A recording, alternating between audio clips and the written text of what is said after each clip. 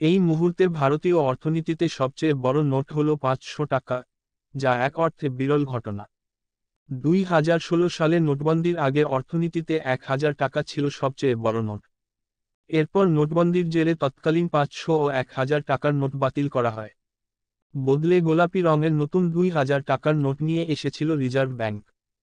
এর সমস্তটাই হয়েছিল কেন্দ্রীয় সরকারের পরামর্শে। তবে ২০২৩ সালের সেপ্টেম্বর মাসের মধ্যে বাজার থেকে সেই ২,০০০ টাকার নোট আবার তুলেও নিয়েছে আরবিআই। এখন আর ভারতীয় অর্থনীতিতে ২,০০০ টাকার নোট প্রচলিত নয়। ২,০০০ টাকার নোট বাজার থেকে তুলে নেওয়ার আগে থেকেই ১,০০০ টাকার নোট ফিরিয়ে আনা নিয়ে জল্পনা শুরু হয়েছিল। কারণ ২০২০ সাল থেকে ২,০০০ টাকার নোটের উৎপাদন বন্ধ করে দিয়েছিল রিজার্ভ ব্যাংক।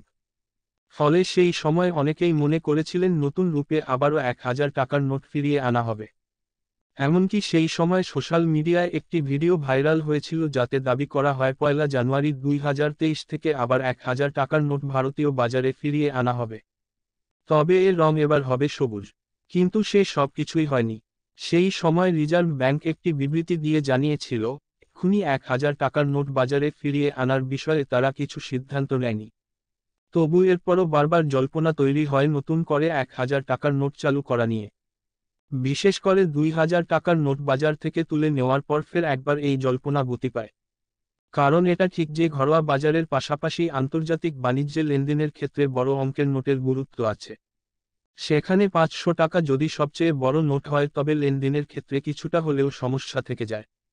এই পরিস্থিতি দূর করতে অনেক আর্থিক বিশেষজ্ঞ মনে করছেন অন্ততপক্ষে ১,০০০ টাকার নোট আবার ফিরিয়ে আনা দরকার।